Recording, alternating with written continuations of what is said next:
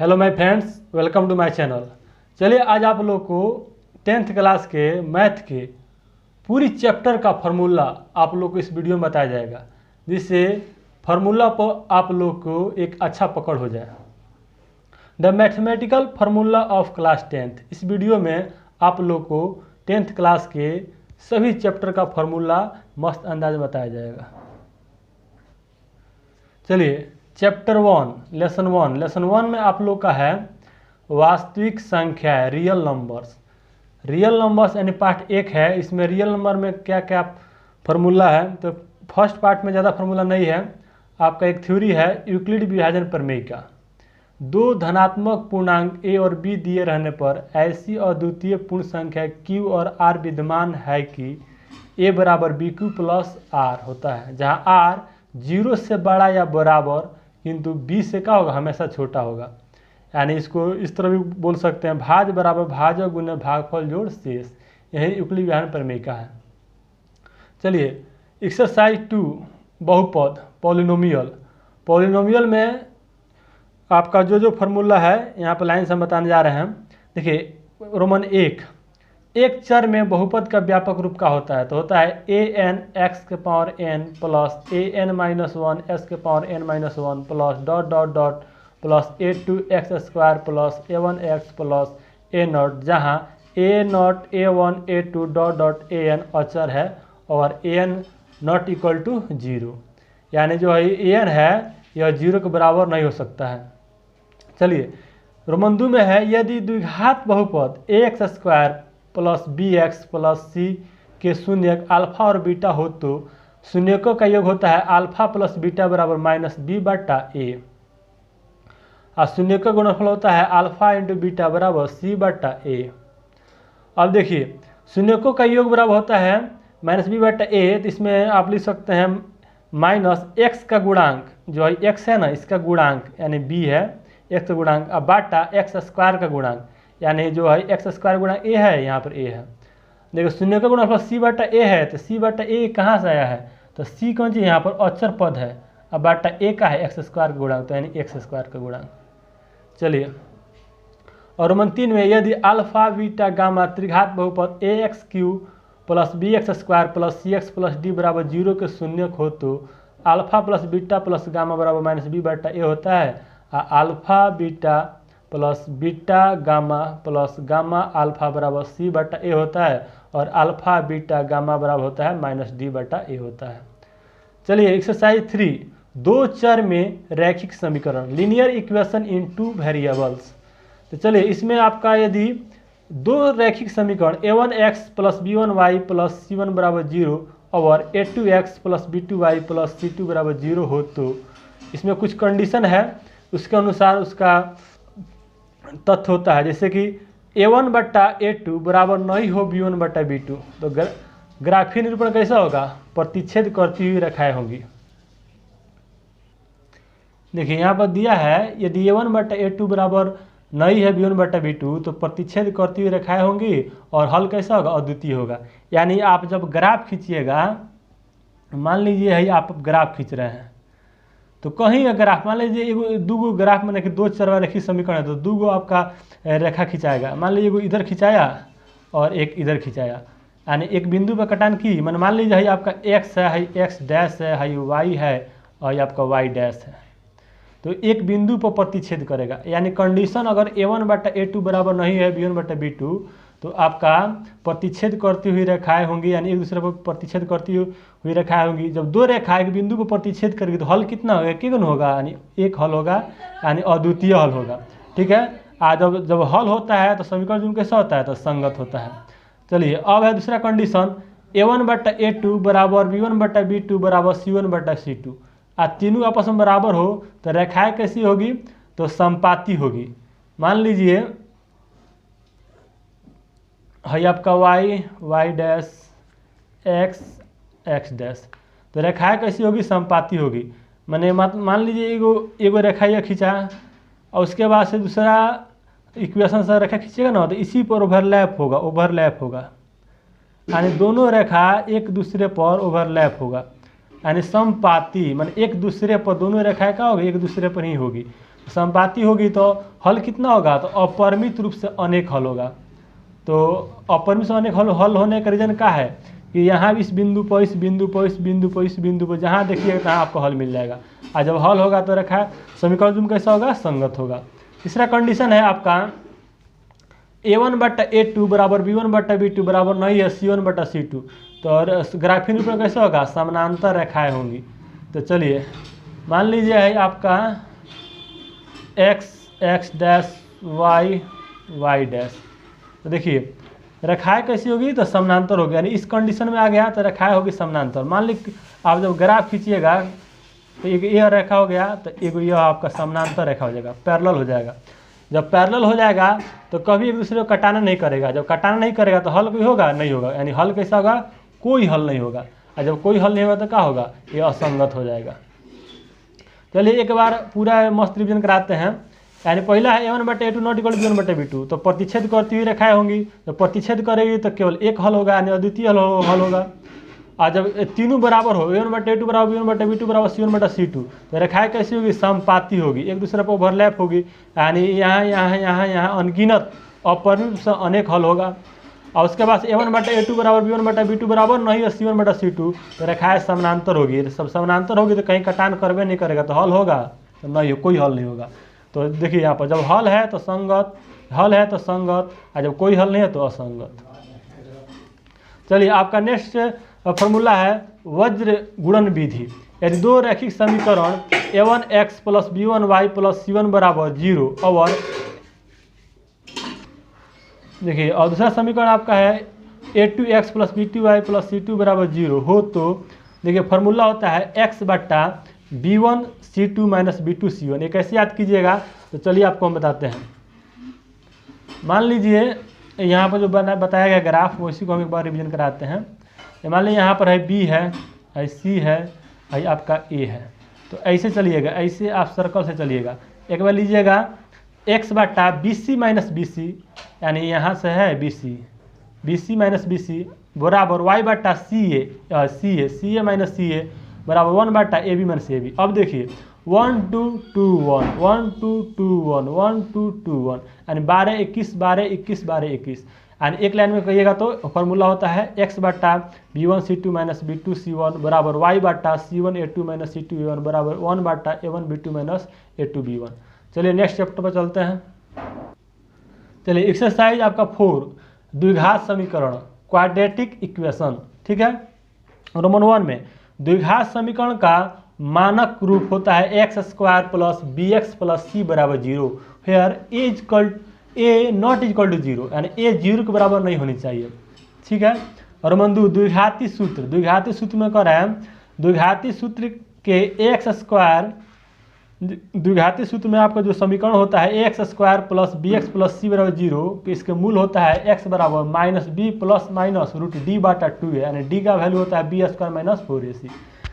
यदि b √b² minus 4ac greater than equal 0 हो, यानी d का जो वैल्यू हो वह 0 से बड़ा होना चाहिए या बराबर होना चाहिए, तभी जाकर यह फार्मूला होता है x बराबर माइनस, मेरा फार्मूला होता है minus b plus minus √b² minus 4ac/2a। चलिए रोमन 3 में है आपका द्विघाती समीकरण ax² plus bx plus c बराबर 0 में b² माइनस 4ac को द्विघात समीकरण का विविध कर डिस्क्रिमिनेंट कहते हैं, इसे d से सूचित करते हैं, यानी d बराबर का होता है b² माइनस 4ac। बोर्ड के एग्जाम में कई बार यह सीधे पूछ दिया है कि d बराबर b² माइनस 4ac क्या कहते हैं, तो क्या कहते हैं, विविध कर कहते हैं, इंग्लिश कहेगा तो डिस्क्रिमिनेंट कहेंगे। चलिए अब आपको d का मान, यदि देखिए d ग्रेटर देन 0 हो तो दो भिन्न वास्तविक मूल, यानी दो मूल होगा लेकिन दोनों समान नहीं होगा, दोनों अलग अलग होगा। यानी देखिए, यानी मूल के रूप में कहा जाएगा minus b plus minus √d/2a। और d बराबर 0 हो तो जो मूल की प्रकृति होगी दोनों बराबर वास्तविक मूल होगा, यानी d का वैल्यू अगर 0 आ गया तो दो मूल निकलेगा लेकिन दोनों बराबर होगा, तो इसका मूल के रूप में माइनस b/a ले सकते हैं। और d छोटा है 0 से तो कोई वास्तविक मूल नहीं होगा, यानी इसका जो मूल है इसमें कोई नहीं होगा। यानी ध्यान दीजिए, जो d के मान निकालते हैं ना और 0 से छोटा गया -1 आ गया -5 आ गया तो कोई हल ही नहीं होता है। तो आपका मतलब कि इसका कोई वास्तविक मूल नहीं होता है। चलिए अब आपको एक्सरसाइज 5 समानांतर श्रेणी अर्थमेटिक प्रोग्रेशन, ठीक है। रोमन 1 एपी का व्यापक रूप होता है A plus D A plus 2d A plus 3d dot dot dot होता है। सार्वंतर होता है, कॉमन डिफरेंस क्या होता है, डी बराबर a2 माइनस a1 बराबर a3 माइनस a2 बराबर a4 माइनस a3 बराबर डॉट डॉट an माइनस 1। चलिए इसको हम लिख कर बताते हैं आप लोग को।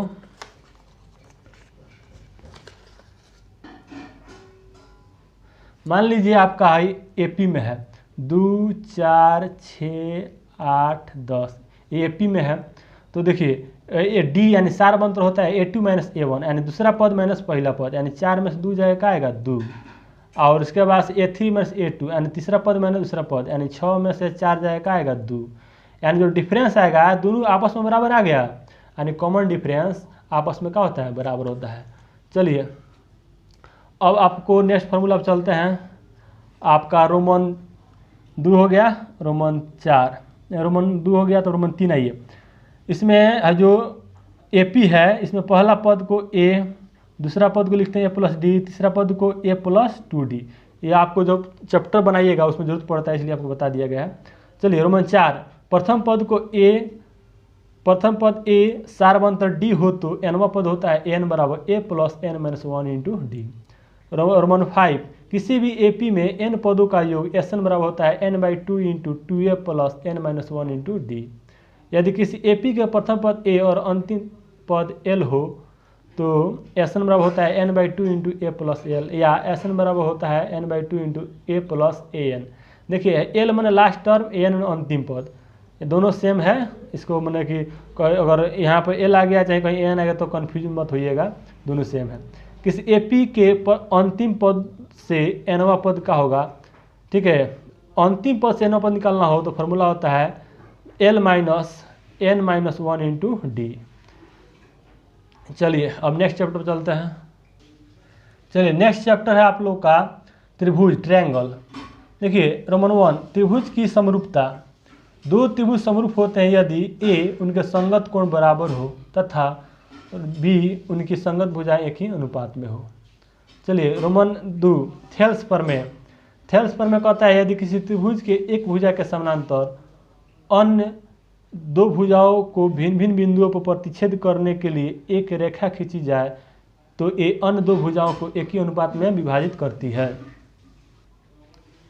देखिए इसको समझाते हैं। मान ले ABC एक त्रिभुज है और BC के समानांतर एक D रेखा खींचा गया, यानी दोनों ही आपस में क्या है, समानांतर है।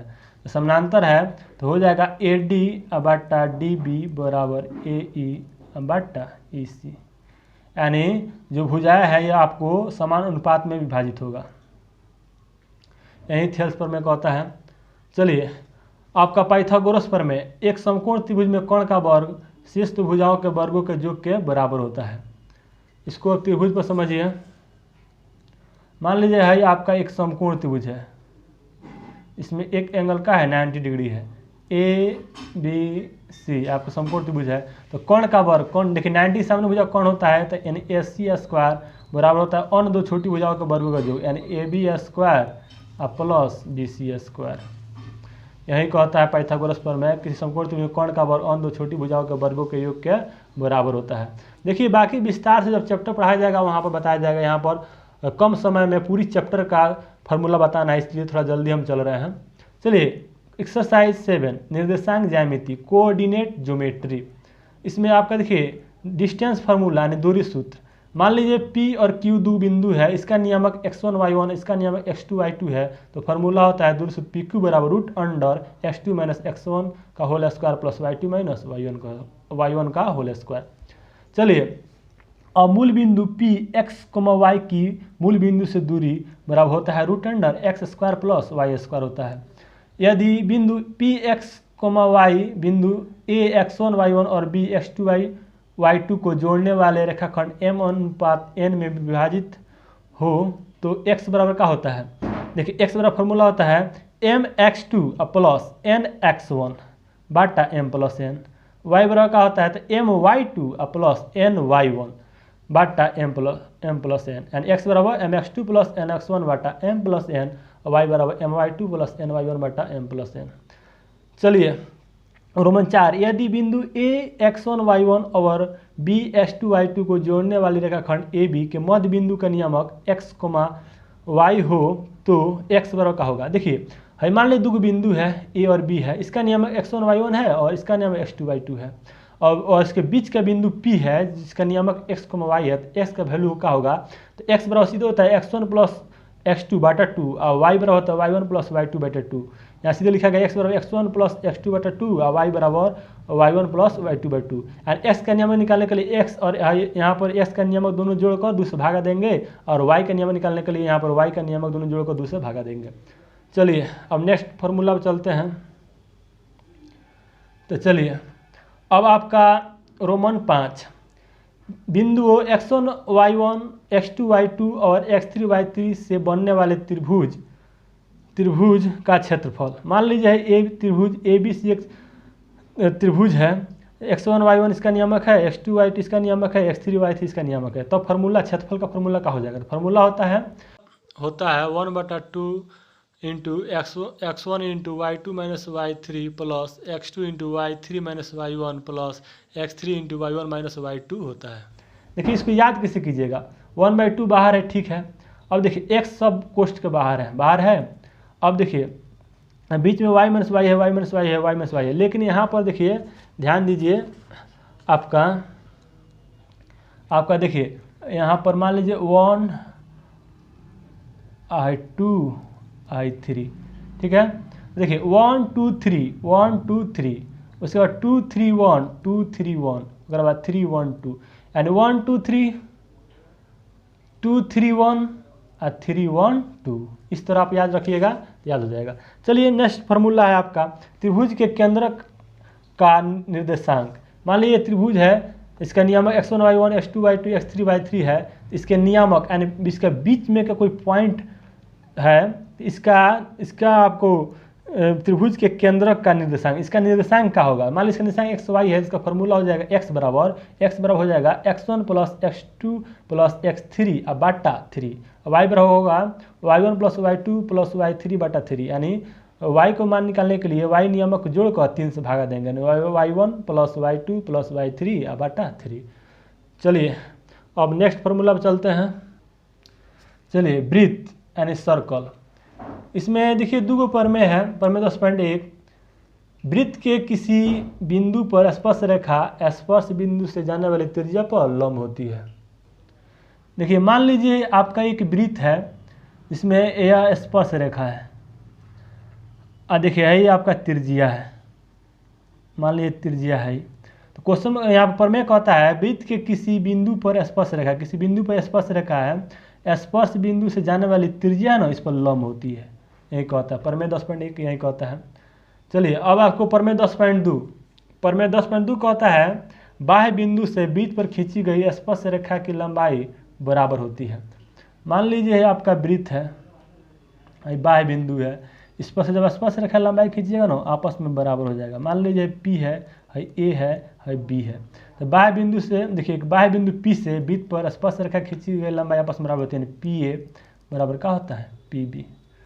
चलिए अब आप लोग आइए एक्सरसाइज 12, वृत्त से संबंधित क्षेत्रफल, एरिया रिलेटेड टू सर्कल्स। चलिए वृत्त का क्षेत्रफल क्या होता है पाई आर स्क्वायर, याद कीजिएगा वृत्त का क्षेत्रफल पाई आर स्क्वायर। देखिए वृत्त का परिधि क्या होता है 2 पाई आर, इसको लिख सकते हैं आप लोग पाई डी, यानी देखिए जो व्यास होता है त्रिज्या का दुगुना होता है, तो 2 इंटू आर 2r क्या हो जाएगा डी के बराबर हो जाएगा पाई, यानी 2 पाई आर को लिख सकते हैं आप पाई डी। देखिए त्रिज्यखंड AOB का क्षेत्रफल है, जो त्रिज्यखंड वृत्त है इसमें AOB जो आपका त्रिज्यखंड है, तो त्रिज्यखंड AOB का क्षेत्रफल क्या हो जाएगा θ/360 इंटू पाई आर स्क्वायर। देखिए θ/360 इंटू पाई आर स्क्वायर। अब देखिए समद्विबाहु त्रिभुज AOB का क्षेत्रफल half r square sine theta, ठीक है। देखिए है जो आपका समद्विबाहु त्रिभुज है AOB, इसका फॉर्मूला होता है हाफ यानी 1/2 r square sine theta. Theta यहाँ पर जो रहेगा थीटा उतना यहाँ पर लेंगे। चलिए लघु चाप ए बी की लंबाई, देखिए ए बी यहाँ से और यहाँ तक ए बी की लंबाई अगर पूछे तो होता है थीटा बड़ा 360 इंटू 2πr। चलिए वलय यानी रिंग का क्षेत्रफल, रिंग है देखिए वलय है, इसमें एक छोटा आर है एक बड़ा आर है, जो छायांकित भाग किया गया है यही आपका एक वलय बन रहा है, तो इसका क्षेत्रफल क्या हो जाएगा पाई इंटू बड़ा आर स्क्वायर माइनस छोटा आर स्क्वायर है, जो बड़ा आर है इसका स्क्वायर माइनस छोटा आर स्क्वायर। चलिए अवरमन 6, मिनट की सुई द्वारा घड़ी के केंद्र पर 1 मिनट में बनाया कोण कितना होता है, तो 6 डिग्री होता है, याद रखिएगा। वृत्त के चतुर्थांश का क्षेत्रफल का होता है तो 1/4πr²।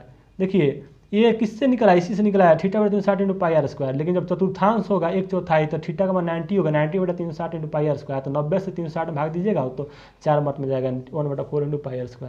चलिए नेक्स्ट चैप्टर आप लोग का है, नेक्स्ट चैप्टर आप लोग का है 13, पृष्ठीय क्षेत्रफल और आयतन, सरफेस एरिया एंड वॉल्यूम। तो चलिए पहला रोमन 1, घनाभ का संपूर्ण पृष्ठीय क्षेत्रफल। देखिए है आपका एक घनाभ है, आप घर पर माचिस की डिब्बा देखे होंगे जो घनाभ के आकार का होता है, जिसमें लंबाई होता है, चौड़ाई होता है और ऊंचाई होता है।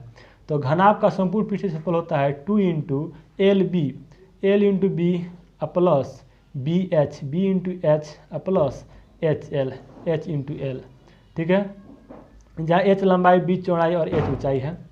चलिए और उसके बाद घनाभ के पार्श्वफलकों का क्षेत्रफल होता है 2h into L plus B, यानी देखिए चारों दीवारों का है क्षेत्रफल हो जाएगा, ठीक है।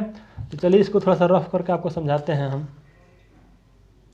देखिए भाई आपको इस दीवार कहिएगा h गुने एल, और इसके सामने भी उधर है यानी प्लस एच एल, प्लस देखिए बी गुने एच यानी बी एच, फिर इसके सामने इधर है b h plus b h यानी 2HL प्लस 2BH। तो इसमें से कॉमन कर लीजिएगा आप, 2H कॉमन कीजिएगा तो L प्लस का बचेगा B, तो वही फार्मूला यहाँ पर है 2H into L plus B. देखिए घनाभ के आयतन का होता है, तो वॉल्यूम निकालने के लिए आपको लंबाई गुने चौड़ाई गुने ऊंचाई यानी LBH होता है। और देखिए घनाभ का विकर्ण का होता है, तो होता है √L² plus B² plus H²। चलिए नेक्स्ट फार्मूला आपका, चलिए आपका नेक्स्ट फार्मूला है घन क्यूब। देखिए क्यूब कैसा होता है, तो लूडो का छक्का देखे हैं, लूडो का छक्का एक घन के आकार का होता है, इसमें 6 सतह होता है, प्रत्येक सतह वर्गाकार होता है, ठीक है।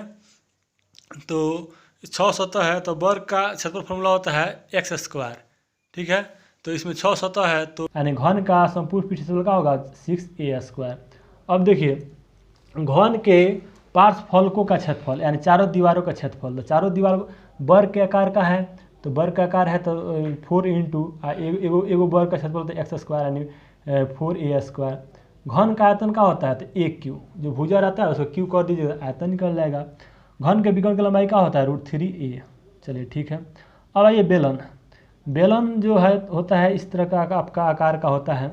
तो बेलन देखिए लंबवृत्तीय बेलन के संपूर्ण पृष्ठीय क्षेत्रफल बराबर हो जाएगा आपका 2πr² प्लस 2πrh बराबर 2πr into h plus are. अब ध्यान दीजिए 2πr² कहाँ है, ऊपर वृत्त है नीचे वृत्त है, तो πr² और πr², 2πr², इस सतह का क्षेत्रफल होता है 2πrh यानी बराबर हो जाएगा, इसमें 2πr कॉमन कीजिएगा तो h प्लस आर। चलिए तो अब आप लोग का यहाँ पर लंबवृत्तीय बेलन के संपूर्ण पृष्ठीय क्षेत्रफल तो हो जाएगा 2πrh। देखिए संपूर्ण पृष्ठीय क्षेत्रफल तो संपूर्ण पृष्ठीय क्षेत्रफल यहाँ बता दिया गया है, लंबवृत्तीय बेलन के वक्र पृष्ठीय क्षेत्रफल, वक्र माने इस सतह का क्षेत्रफल, केवल ऊपर वृत्त नीचे वृत्त छोड़कर, यानी यह गोलाकार जो सतह है ना इसका क्षेत्रफल होता है 2πrh।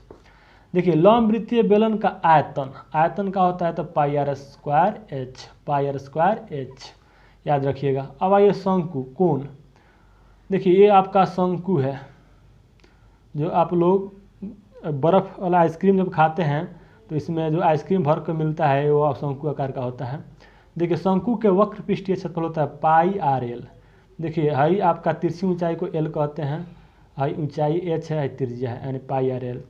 शंकु के संपूर्ण पृष्ठीय क्षेत्रफल होता है πrl। देखिए यह सतह का क्षेत्रफल तो πrl हो गया, प्लस नीचे वृत्त के आकार का है, संपूर्ण में ये भी जुड़ जाएगा यानी पाई आर स्क्वायर। तो इसमें कॉमन कीजिएगा पाई आर, तो हो जाएगा एल प्लस आर कोष्ट में। शंकु का आयतन का हो जाएगा 1/3 पाई आर स्क्वायर एच। देखिए आपका एक बेलन में 3 गो आपका शंकु होता है, एगो ई शंकु हो गया, एगो इधर है आपका है दिखाई जो नहीं पड़ रहा है, एगो इधर से 3 गो शंकु हो जाएगा। तो देखिए बेलन का आयतन का होता है पाई आर स्क्वायर एच हो जाएगा, इसमें 3 से भागा दीजिएगा यानी पाई आर स्क्वायर एच बटा 3, तो आपका शंकु का आयतन निकल जाएगा। चलिए अब चलते हैं आप लोगों को स्फीयर, ठीक है। देखिए स्फीयर यानी गोला, गोला का पृष्ठीय क्षेत्रफल होता है 4 पाई आर स्क्वायर। अब गोला का आयतन होता है 4/3 पाई आर क्यू। देखिए यह वृत्त और गोला में अंतर है। वृत्त मतलब है कि सतह पर एक गोला खींच दिए, वृत्त हो गया। अब गोला हुआ जैसे कि मान लीजिए फुटबॉल, वॉलीबॉल जो गोलाकार होता है, तो समझ जाइएगा एक के वॉलीबॉल या फुटबॉल में 4 वृत्त होते हैं। एक वृत्त का क्षेत्रफल होता है pi are square, pi are square एक वृत्त का क्षेत्रफल होता है, तो इसमें आप 4 टाइम्स गुना कर दीजिएगा 4 पाई आर स्क्वायर। और गोला का आयतन होता है 4/3 पाई आर क्यू। अब आइए अर्धगोला, अर्धगोला इस तरह का आकार का होता है। आप लोग देखिए मतलब कटोरा देखे होंगे घर पर, इस कटोरा को माने उलट कर रखा गया है। तो अर्धगोला का वक्र पृष्ठीय क्षेत्रफल का होगा, तो देखिए गोला का 4 पाई आर स्क्वायर, इसको आधा कर दीजिए, 2 से भागा दीजिए तो हो जाएगा कितना 2 पाई आर स्क्वायर। अर्धगोला का संपूर्ण पृष्ठीय क्षेत्रफल देखिए तो इस सतह का तो 2 पाई आर स्क्वायर है, और नीचे कौन सी है वृत्त के आकार का है, तो वृत्त के आकार का है तो इसमें पाई आर का जोड़ दीजिएगा, तो 2 pi are square plus pi are square यानी 2 1 3 3 पाई आर स्क्वायर हो जाएगा। अब गोला का आयतन का होगा तो देखिए इसमें जो अर्धगोला का आयतन, तो देखिए गोला का आयतन है 4/3 पाई आर क्यू, इसमें 2 से भागा दीजिएगा तो अर्धगोला का आयतन हो जाएगा 2/3 पाई आर क्यू। चलिए शंकु के छीनक, तो शंकु के छीनक जो होता है इस आकार का होता है, जिसमें आपका नीचे समझिए कि शंकु नीचे से है लेकिन ऊपर से मान लीजिए कट कर दिया गया है, यानी छोटा आर हो गया ऊपर है, ये बड़ा आर है, एच तीसरी ऊंचाई एल है। तो शंकु के छीनक का वक्र पृष्ठीय क्षेत्रफल होता है पाई एल इंटू बड़ा आर प्लस छोटा आर, जहाँ एल बराबर होता है √h² प्लस बड़ा आर माइनस छोटा आर का होल स्क्वायर। अब आइए शंकु के छीनक के संपूर्ण पृष्ठीय क्षेत्रफल होता है पाई एल इंटू बड़ा आर प्लस छोटा r plus pi are square मतलब पाई बड़ा आर स्क्वायर प्लस पाई छोटा आर स्क्वायर। शंकु के छीनक का आयतन होता है 1/3 पाई एच इंटू बड़ा आर स्क्वायर प्लस छोटा आर स्क्वायर प्लस बड़ा आर इंटू छोटा आर। देखिए बड़ा आर ये है और छोटा आर ये है। चलिए अब नेक्स्ट चैप्टर पर चलते हैं 14 सांख्यिकी स्टैटिक्स। तो चलिए इसमें फार्मूला है 4-5 का फार्मूला है। रोमन 1 प्रत्यक्ष विधि डायरेक्ट मेथड, वर्गीकृत आंकड़ों का माध्य x बार बराबर होता है सिग्मा fi xi बटा सिग्मा fi। कल्पित माध्य विधि एज्यूम्ड मीन मेथड, तो इसका इस विधि में माध्य बराबर फार्मूला होता है a plus sigma fi di बटा सिग्मा fi, जहाँ a कल्पित माध्य और d कल्पित माध्य से विचलन है। देखिए रोमन 3 पग विचलन विधि स्टेप डिविएशन मेथड में इस विधि से माध्य निकालिएगा तो फार्मूला होता है a plus sigma fi ey बटा सिग्मा fi इंटू एच, जहाँ ey बराबर xi माइनस a बटा h और h जहाँ h बराबर का है वर्ग माप है। बहुलक यानी मोड बराबर l प्लस होता है फार्मूला बहुलक बराबर l plus f1 minus f0 बटा 2f1 minus f0 minus f2 into H, जहाँ l बराबर बहुलक वर्ग की निम्न सीमा, f1 बराबर बहुलक वर्ग की बराबरता, f0 बराबर बहुलक वर्ग के ठीक पहले वाले वर्ग की बराबरता, f2 बराबर बहुलक वर्ग के ठीक बाद वाले वर्ग की बराबरता, h बराबर वर्ग अंतराल की माप। चलिए चैप्टर पढ़ाया जाएगा उसमें पूरा विस्तार से बताया जाएगा, अभी कम समय में पूरा चैप्टर का फार्मूला बताना है। चलिए रोमन 5 में कह रहा है वर्गीकृत आंकड़ों का माध्य। देखिए माध्यक कहीं कहीं इसको माध्यिका भी कहता है, वर्गीकृत आंकड़ों का माध्यक या माध्यिका। मीडियन ऑफ ग्रुप डाटा, देखिए ए में यदि प्रेक्षणों की संख्या विषम हो तो अवर्गीकृत आंकड़ों की माध्यक n+1/2a प्रेक्षण का मान होगा, जहाँ n प्रेक्षणों की संख्या है। देखिए जब चैप्टर पढ़ाया जाएगा उसमें और विस्तार से बताया जाएगा, अभी आप लोगों को फार्मूला बता रहे हैं तो एक बार ध्यान से देखते जाइए।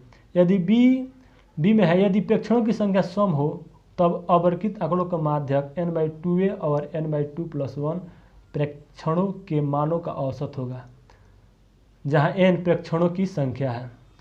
देखिए आप लोग इसे पेन कॉपी उठाकर इससे पूरा जितना बताया फार्मूला उसको सब लिख लीजिए, एक जगह इकट्ठा रहेगा तो पूरा चैप्टर का फार्मूला एक जगह आपको दिमाग में एडजस्ट हो जाएगा, तो किसी तरह का क्वेश्चन कोई नहीं छूटेगा। चलिए रोमन आपका जो है सी है, वर्गीकृत आंकड़ों का माध्यक m बराबर होता है l + n/2 - CF/F × h। l बराबर माध्यक वर्ग की निम्न सीमा, n बराबर प्रेक्षणों की संख्या, CF बराबर माध्यक वर्ग के ठीक पहले वाले वर्ग की संचयी बारंबारता, F बराबर माध्यक वर्ग की बारंबारता, h बराबर वर्ग माप, यह मानते हुए कि वर्ग माप बराबर है। चलिए अब आप लोगों को रोमन 6 माध्यक माध्य और बहुलक में संबंध होता है, एक रिलेशन होता है 3 माध्यक बराबर 2 माध्य प्लस बहुलक। कहीं कहीं इस माध्यक को माध्यिका भी लिखता है, तो टेंशन नहीं लेना है, माध्यक और माध्यिका सेम होता है। चलिए अब आप लोग को नेक्स्ट चैप्टर आपका है 15 यानी प्रायिकता, प्रोबेबिलिटी। ठीक है, तो चलिए इसमें कर एक फार्मूला है, इसमें कुछ ज़्यादा 10th क्लास में ज़्यादा फार्मूला नहीं है। किसी घटना ई के घटित होने की प्रायिकता को पी द्वारा सूचित किया जाता है। इसे निम्न प्रकार से परिभाषित किया जा सकता है, पी बराबर ई के अनुकूल परिणामों की संख्या बटा कुल संभव परिणामों की संख्या। चलिए इसमें आप लोग को ट्रिग्नोमेट्री का फार्मूला भी नहीं बताया है, इसके लिए आप लोग इस ट्रिग्नोमेट्री के लिए आपको अलग से वीडियो बनाया गया है, जिसमें 3 पार्ट में वीडियो है, इसका लिंक डिस्क्रिप्शन में है, वहाँ जाकर आप लोग ट्रिग्नोमेट्री का फार्मूला देख लीजिए, जो आपको 100% एक बार वीडियो देखिएगा 100% पूरा फार्मूला याद हो जाएगा। चलिए तो यह लेकर वो वीडियो देख लीजिएगा, तो इस तरह आप लोग का 15वें चैप्टर का वीडियो मतलब कि जितना फार्मूला है आप लोग को बता दिया गया है, उसको देखकर आप लोग कॉपी में नोट करके याद कर लीजिए। चलिए थैंक यू।